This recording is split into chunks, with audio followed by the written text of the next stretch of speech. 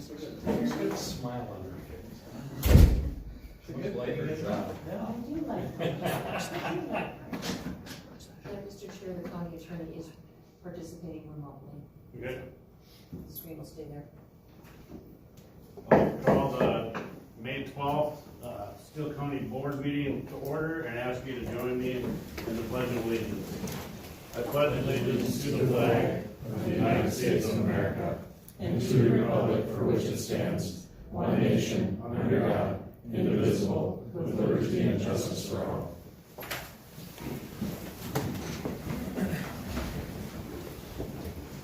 We have one change to the agenda. We're adding number 18 to the work session. Yes. With that change, I'd entertain a motion to approve the agenda. So moved. Motion and second. Is any discussion? Seeing none, all those in favor signify by saying aye. Aye. Opposed, same sign. Motion carries. We have a presentation. Everybody's been waiting for this. University of Minnesota Extension.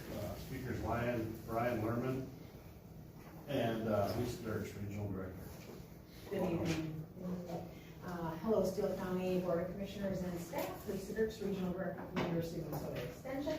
So we are here to provide the annual update. Ryan's going to talk to you about his work within agricultural natural resources within Steele County. Turn over to Ryan.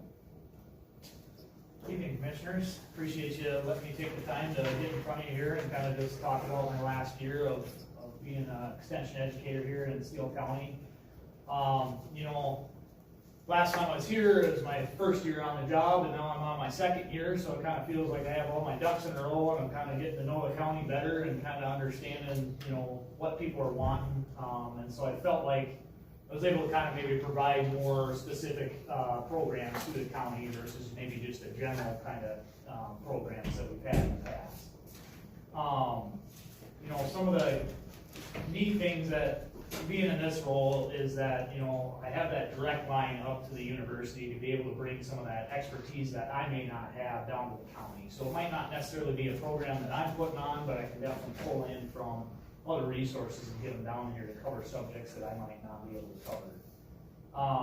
And the other big thing is, you know, now that with, you know, a lot of the information's coming from online and a lot of it's from AI.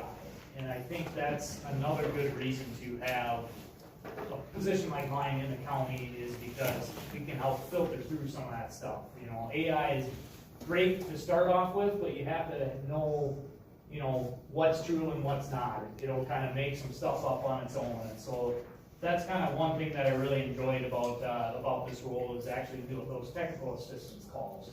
Getting those calls from the community members about different questions they have and then trying to help them find an answer to whatever problem they may have. So, Can you give us some examples of questions? yeah, definitely. Down here, kind of last page of my report, some of the kind of ones that kind of pop in.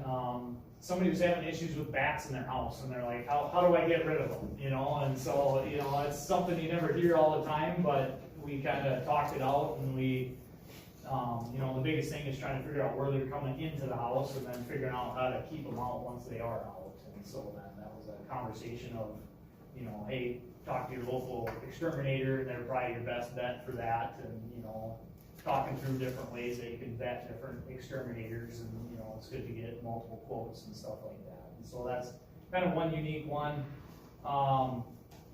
You know, somebody called up and they're like, hey, this is my first year raising chickens. Because a lot of people are kind of getting into poultry and backyard animals, and they're like, what do I do in the wintertime? You know, they didn't know how to overwinter their coop. They didn't know how to, you know, what the best way to keep them warm and safe through the winter. And they didn't want to sell them, and so, you know, we talked through different avenues of that. And we actually, luckily, when she came in, I think it was a couple weeks later, one of my other colleagues that does my role in a different county, they were doing a preparing your coop for winter webinar, and so then I gave her the information for that. She was able to really get those fine details on preparing her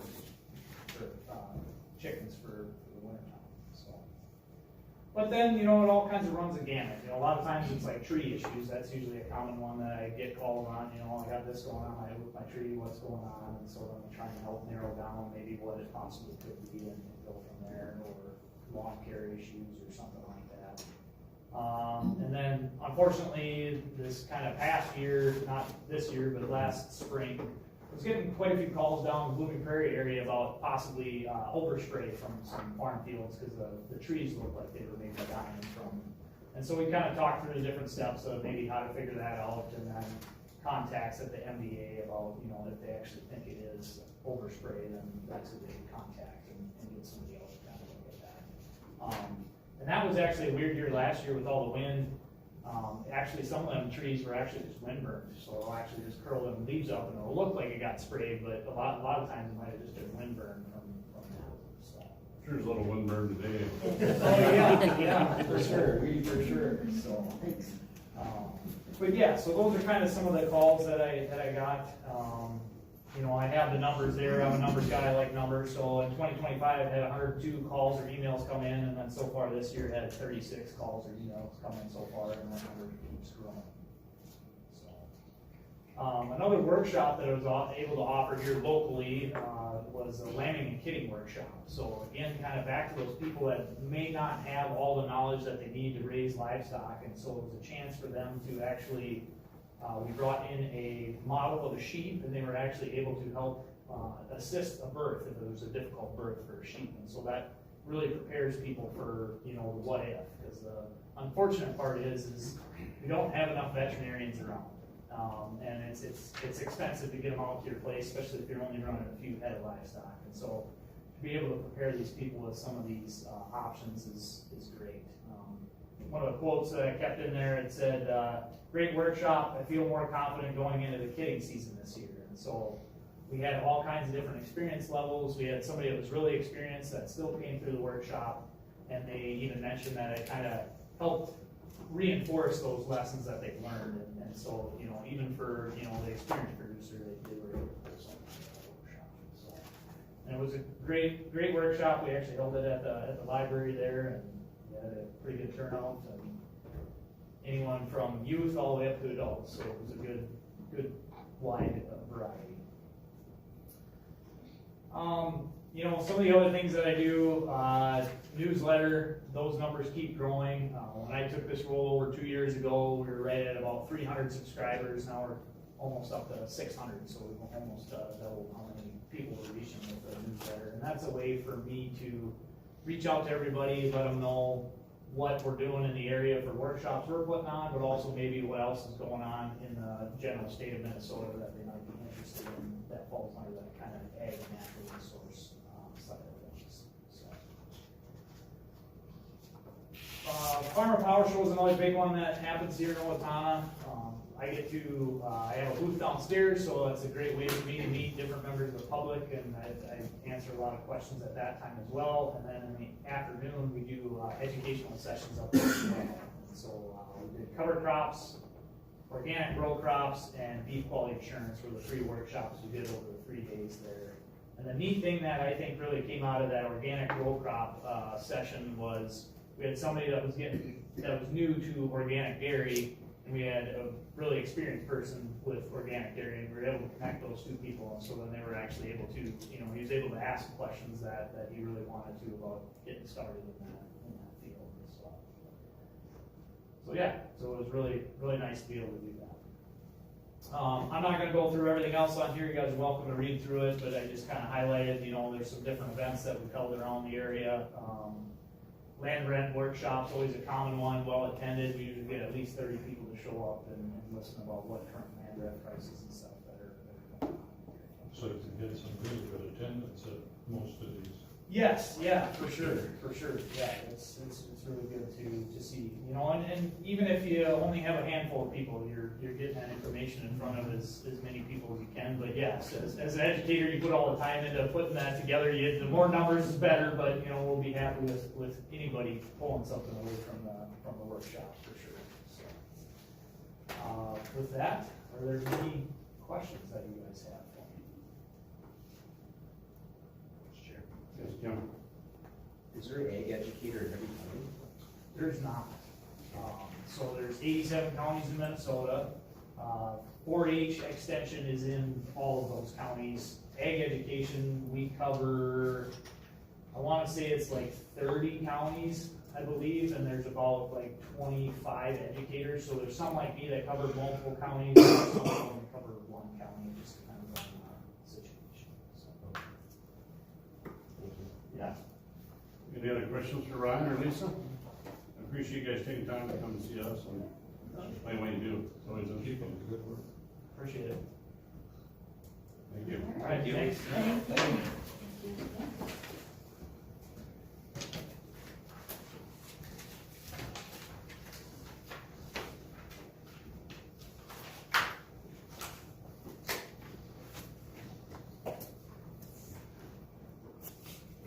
Next on the agenda is public comment. If you wish to share your thoughts, please provide your name and address after being acknowledged by the board chair. Each speaker has 2 minutes to express their remarks. Steele County promotes respect in both its work environment and boardroom. Speakers should maintain dignity and show respect towards others. Comments should be directed to the entire board, not to an individual commissioner, official, or staff. Board chair may limit comments if they are argumentative, disrespectful, or redundant. Please avoid name calling and abusive language, as it may result in being asked to return to your seat or leave the boardroom. No action will be taken on items presented during the public comment period unless they are on the agenda. The board may refer some inquiries to the county administrator for follow-up. This time, is there any public comment? Is there any public comment? No, 3 times. Is there any public comment? Seeing none, we'll move to correspondence. Is there any correspondence? There's none this evening. Thank you. Consent agenda, board's wishes. Motion to approve as printed. I'll second that. Motion is second. Is there any discussion? Chair, Yes. so I know we always have the autonomy to pull items from consent if we need more discussion. It just, we're getting a lot of stuff on consent that I know it may be discussed in committee, and I'm wondering if some of this stuff might be better suited to be on the general agenda. Just a comment. Comment is taken. Any further discussion? Seeing none, all those in favor of approving the consent agenda as printed, signify by saying aye. All the same sign, motion carries. Mr. Chair, Yes. I'd like to welcome our new county engineer, Jake, who is on the consent agenda. Welcome. Thank you. Got a speech, Jake? You probably did one before. I'm just kidding. Action items from the work session, we have affordable housing. Yes, we are asking the board to approve the City of Owatonna United Way of Steele County Affordable Housing Aid Award of $200,000. Board wishes. Mr. Chair, I'll move the extension of the spending of the $200,000 at the timeframe given. I believe it was after the infrastructure is in place. So, I second that. Motion and a second. Is there any further discussion? Mr. Chair, discussion. Mr. Henry? So, as I talked about in our work session, I support the idea. I think it's a good idea to build some affordable housing in our community. I don't like the location. We heard the reason why this location was selected. It might be our only option. I just wish there was a better location. I like the scattered site idea. Having affordable housing units in areas of our community as opposed to clumped or all in one area. But we may not, it sounds like we don't really have a voice in that. You're just asking for the approval of the $200,000. You don't get to vote on the location. I wanted to voice my concern to the board. if I can try and answer that concern, I sat on that affordable housing committee, and that was our first in fact, that's what Annette really wanted to do. It didn't work because of neighborhoods, lot sizes, configuration of houses, there were so many issues with that concept that absolutely made it unworkable. And, So issues with HUD specifically? HUD, the city, it was just a myriad of things that virtually made that an impossible situation. Well, I Because don't that was our first thought, was to do that, and it just didn't work. Had to do lot sizes and square footages and, you know, It's ultimately the review process, is the Yeah. environmental review. yeah. It was gonna cost upwards of $10,000 per lot just to do the review, just to get the approval, and that was not feasible. That was a HUD requirement? And that's when, then the second phase we looked at was the, mobile home park out here. Well, then we ran into issues out there with them not being permanent structures, and so then we looked at, tiny houses and things like that, and the construction there didn't meet codes and requirements and that sort of stuff, and so, I mean, this was not done, this took a long time to get to this particular, we looked at a lot of different avenues and venues and things like that before this was actually decided on, so it was pretty fully vetted. Like I said, I support the concept or the idea, I just don't like the location. Any other questions or comments? Seeing none, all those in favor signify by saying aye. Aye. All same sign. Aye. Motion carries. Well, come on up. May employee anniversaries. Welcome, Dina. Thank you. See you stand out there for a while. Ready? All right. Good evening. I'm here to present our May employee anniversaries. First, I'd like to recognize Kathy Hernandez, paralegal with the Attorney's Office. Ashley Betlatch, Case Aid and Public Health, just finished up her first year today. Paul Kurtz, our highway supervisor, also finishing up his first year today. Then we recognize Lisa Wepa, supervisor in public health with 26 years of service. Michelle McMurphy, RN in public health with 7 years of service. Mike Smith, one of our sergeants with the sheriff's office, 12 years of service. Anthony Solseth, corporal at the detention center, 3 years of service. Steve Scholes, correctional officer, 12 years of service. Mary Jo Bergquist with the Veteran Services Office, 7 years of service. And Christina Wassel with IT, also 7 years of service. Thanks, Gina. I'd like to thank them people, employees for their time served and their dedication to Steele County. Thank you.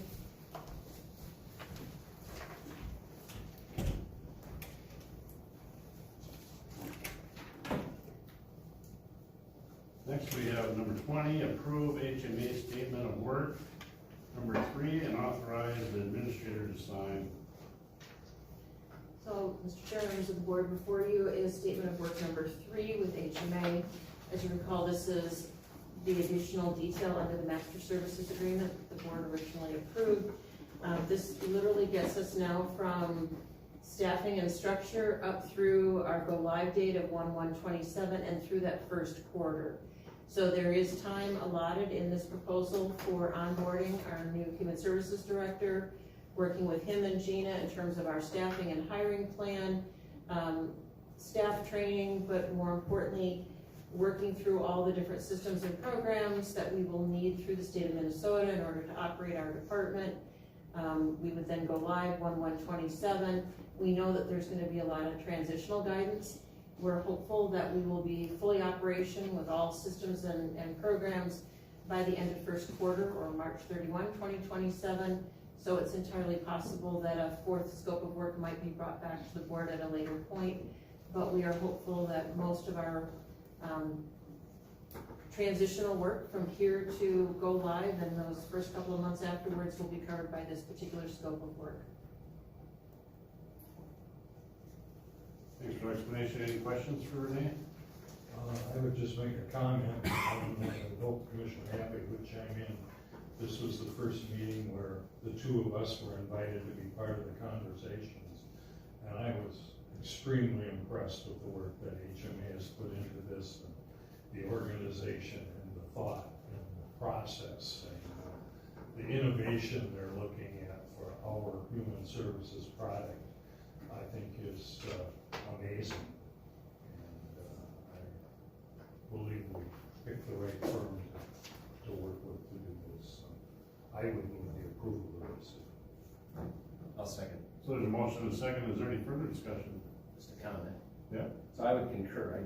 I feel like we do have the right team in place, and they understand our goal or our mission of, you know, this is something different or something new. It's an opportunity for this county to stand up a program that works for our county, and they get that.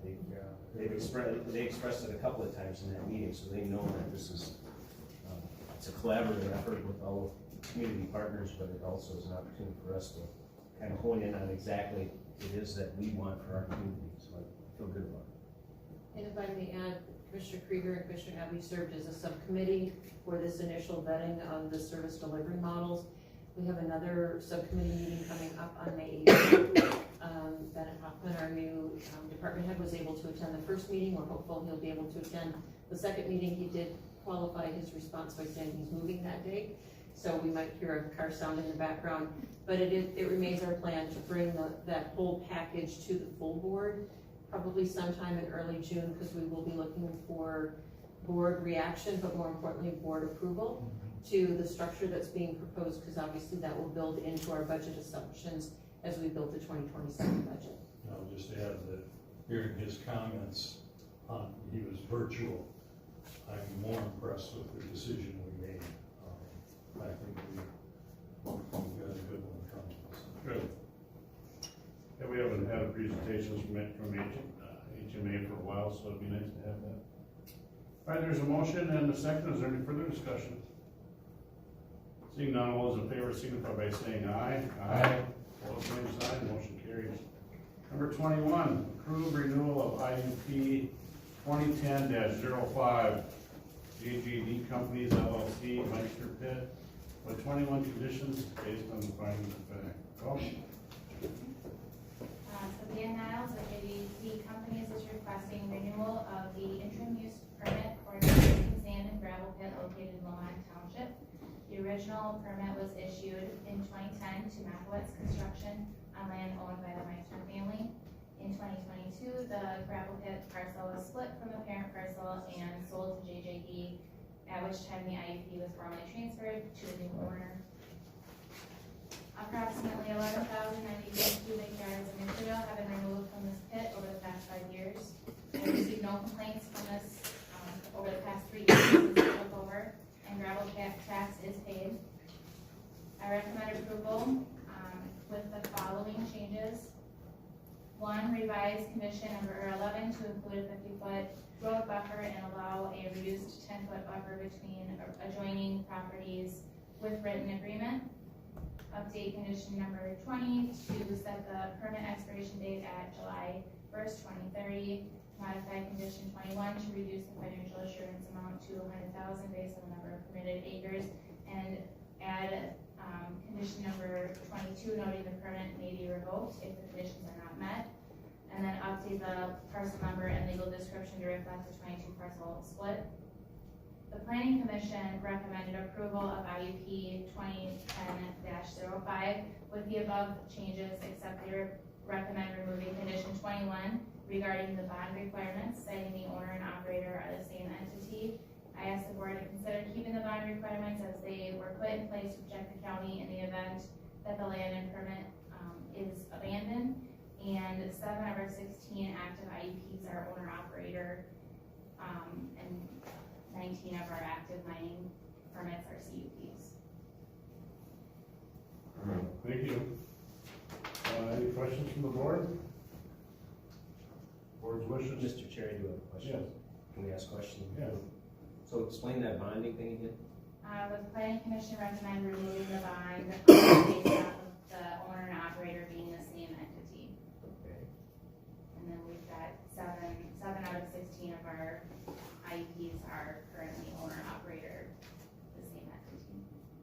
It is staff's recommendation, however, that the bond remain in place until and unless we can develop a policy that provides for alternative security that adequately protects the county.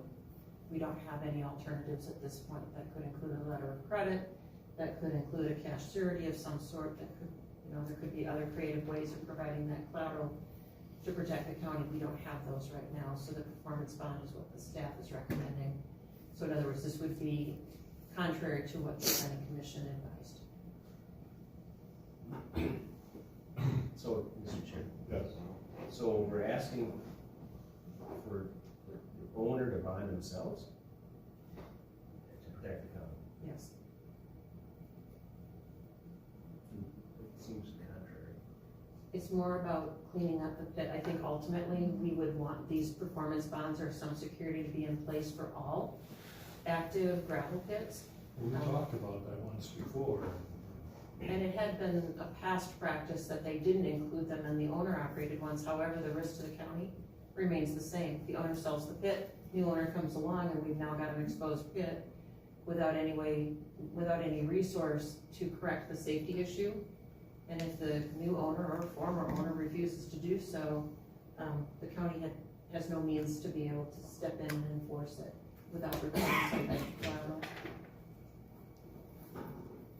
So that is, go ahead. With the proposal, it does include bond or it doesn't? What I listed on the agenda was without, but my recommendations is to have a bond. Just Okay. as a consideration. Mr. Chair, Yes. I'm gonna abstain from this vote, but, I was at that meeting, but my interpretation was, correct me if I'm wrong, the planning commission decided that they would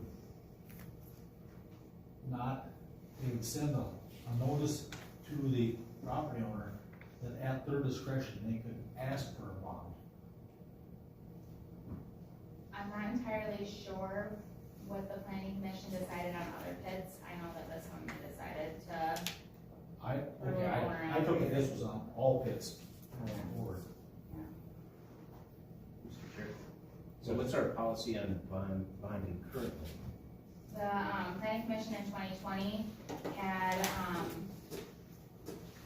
recommended adding bonding requirements to each IUP. In 2020? Yes, and, some of the language has changed a little bit, but what was recommended in 2020 was before excavation can begin, the permittee or operator shall furnish bond or other financial surety as approved by the county for potential haul road repair and for site restoration. The bond or other financial surety shall be an amount of $5,000 per permitted acre for a total of whatever that may be, and remain in place for 6 years from the date of issuance of the permit. So the planning commission is going against the policy that they put in place in 2020? Yes. And that would be if the permit owns the pit, right? So far at this point, but it may be for all. Right now, this pit is being operated under an IUP, not a CUP. So in following past practice, some type of surety would be required based on the standards that were just read off to you.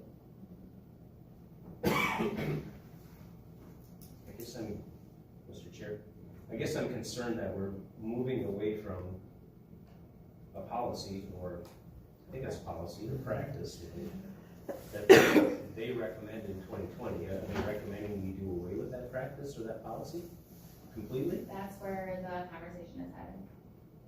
But that request is not currently before the board. What you have before your board is actually a renewal of an existing IUP. I understand that. I'm just trying to process it. Rob, any input? Yes, Mr. Chair, members of the board, I apologize, I've not been able to, planning commission has asked for some legal opinions. I simply have not had the time to get to them. I've tried to go to the last couple of meetings, but my schedule hasn't allowed. There's other things going on. This is an issue that is facing the county that we need to make serious discussions, and make good policy moving forward, because there have been issues in the past, since I've been here, with bonds not in place and issues coming up, which bond should have been in place, but took to help resolve it. So I would agree with Renee on this issue, and the take on it. If the board is not inclined to do anything today and wait, I don't know if that's proper or not, but I am recommending that we have bonds in place until I can do some further research into when we, what are other options. And so, either has been an issue in the past, county needs to have some kind of ability to rely on the bond to fix any issues that come up. And I get that it's a money issue for these property owners because it is a difference in a bid because one person has a bond and the other doesn't. And the planning commission obviously is wrestling with that. I've not spoken to them, I haven't been to any meetings. I'm hopeful to do so in the future. But yeah, I would refer to Renee here on whether you should move forward with this tonight. But if so, my recommendation is to add the bond as recommended by staff. Dan, you got any comment? Dan is owner of this pit. I guess I've been at the planning and zoning meeting for an extensive amount of time, about 2 weeks ago, and the board unanimously approved not having a bond on a pit that you own yourself, and it costs you money to get bonds. The unfair thing is all these CUPs that are out there right now, they require no bonds. They can sell those back and forth, and there's never a bond required if they sell them. So it's very unfair practice to have us have a bond, especially when we own the property. That's my thoughts. Very good. Board wishes or further discussion? Mr. Chair? Yeah. How time sensitive is this? I didn't know you were gonna come with a recommendation beyond what you were presenting. It's on July 1st. We had to exercise the 60-day extension, so the 60-day rule kicked in when the planning commission initially tabled a decision. We have statutory privileges that would allow us to request a 60-day extension. So we are within that 60-day window. And if we tabled it for the next one, it would be in this 60-day, but we couldn't do another planning commission meeting and then board meeting. It would have to be between this meeting or the next one. I guess where I'm going is I would like to have Rob do some more research or weigh in and at least have a little more than 2 minutes to think about it and offer an opinion. I guess is that policy in writing?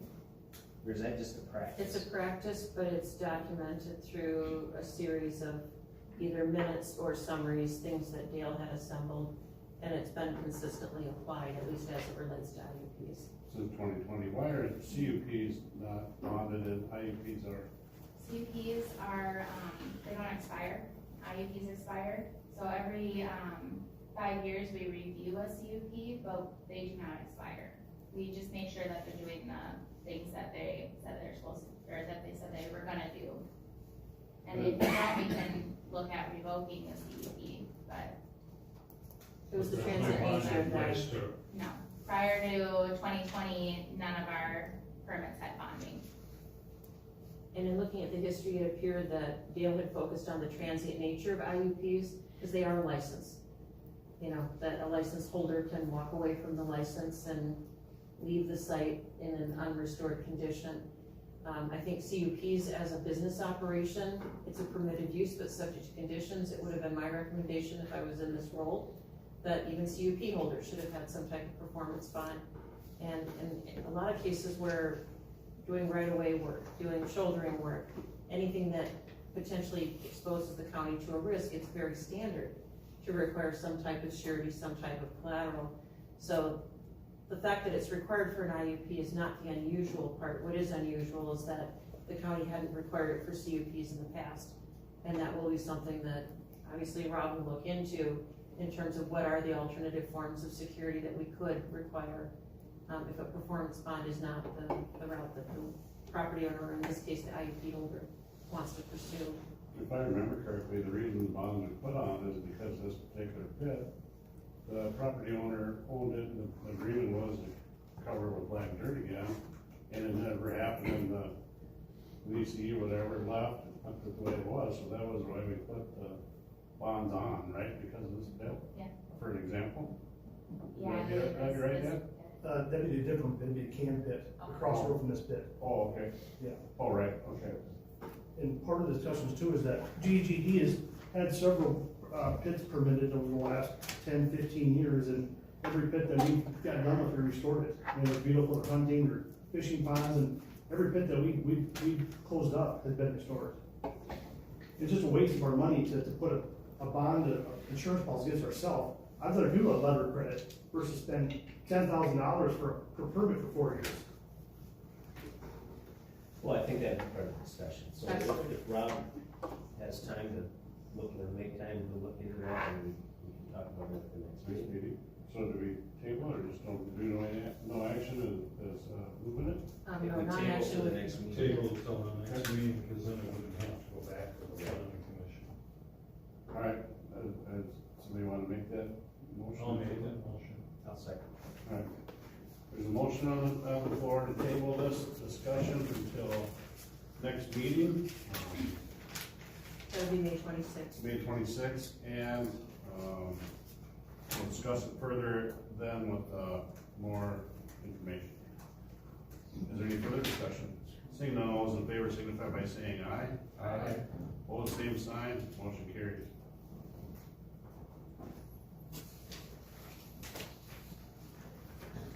Next, this be the same thing with the CUP, goes to CUP, so. Number 22, accept review of CUP number 316, Benjamin Bishop Pit, with 18 conditions based on the findings of facts.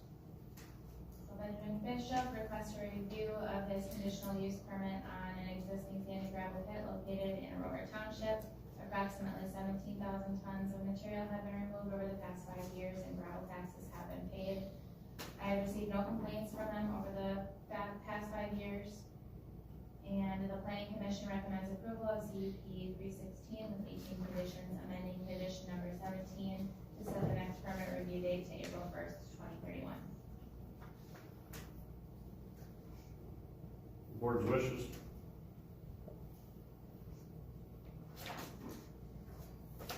Motion to approve. There's a motion, I'll second. there's a second. Is there any further discussion? Seeing none, all those in favor signify by saying aye. Aye. Opposed, same sign, motion carries. Number 23, approve CUP number 443.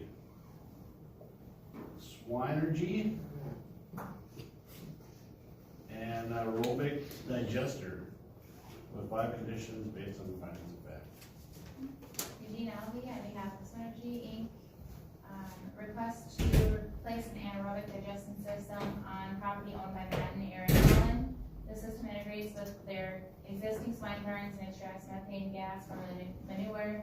The methane is then cleaned and sold as renewable gas into the pipeline regularly. The digestate is stored in the existing pits until land application under their existing nutrient management plan. The planning commission recommends approval of CUP 443 with 5 conditions. Board's wishes. Sure, I'll move for approval of CUP 443 with 5 conditions based on findings of fact. I will second that. Motion is second. Is there any further discussion? Seeing none, go ahead. Discussion, is this the first one in our county that, I believe it's the first in Minnesota. first in Minnesota, okay. First on pit barn in the country.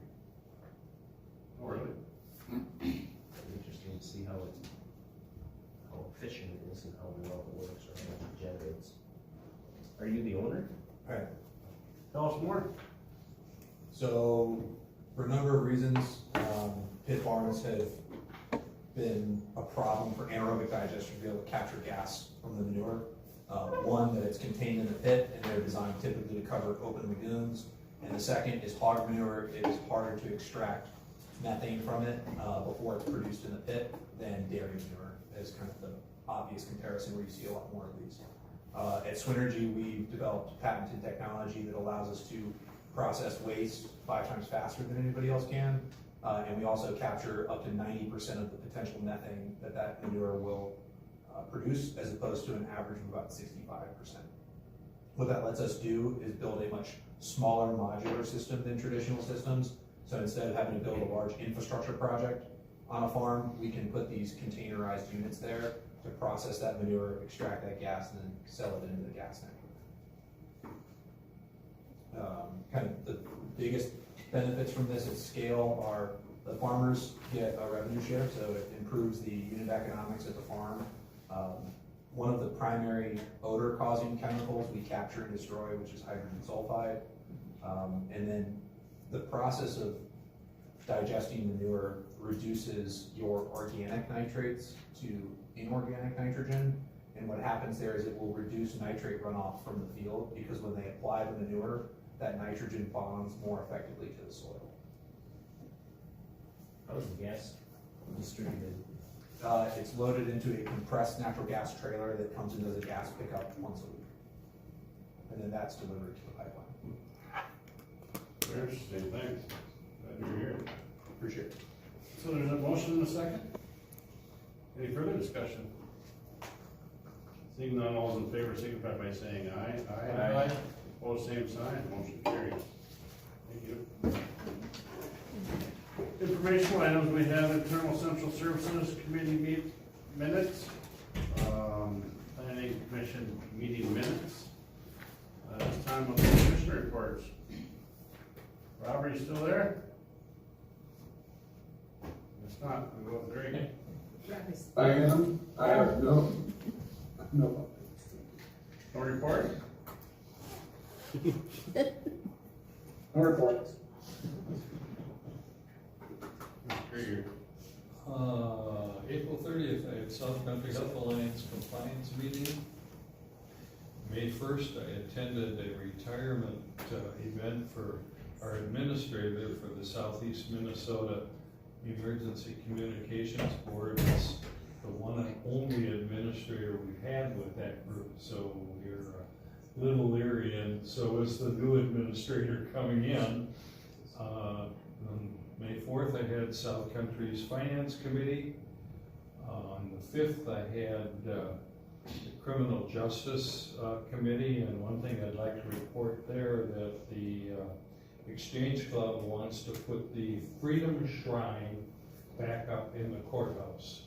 It was taken down when we went through all the renovations and all of that there, and it was kind of packed in a closet and forgotten about.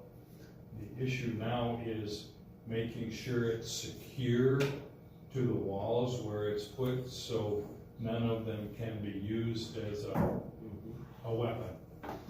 So they're working between the sheriff's office and Jake and some other people trying to figure out where they can put it so it's totally secured to the walls and yet doesn't deface the shrines themselves as they're put up and all of that. I haven't seen them, but I guess they're beautiful. So, and then on the 6th, I went to a Children's Mental Health Collaborative meeting. On the 7th, I had South Country's Joint Powers Board, and on the 8th, I had South Country's Utilization Board. So, thank you. it was a South Country week, 2 weeks. On the 4th, I had planning and zoning. On the 6th, I had the 911 Joint Powers Board in Fairville, and a work session before today's meeting. Thank you. Renee, do you have anything for us? Nothing to report. Mr. Gabby? On the 6th, the joint powers board meeting, the 911 with Rice and Steele County, and our work session here today. Thank you. Josh? On the 6th, I had the Caney River watershed. On the 11th, I had SEMCAG. I had the Public Works Committee this morning, and then the work session today. I also attended the Public Works meeting this morning and the work session today.